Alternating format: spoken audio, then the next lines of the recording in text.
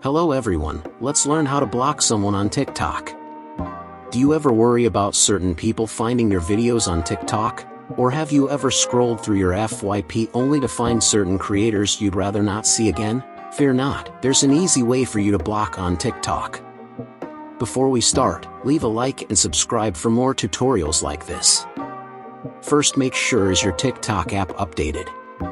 If it's not, go on Play Store or App Store and see if have blue button where is written update. If have that button, click on it and wait a couple of seconds and your updated app.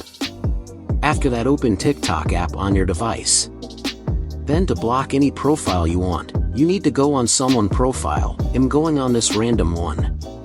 Now you are on someone profile and you can see in top right corner of screen this arrow button and click on it.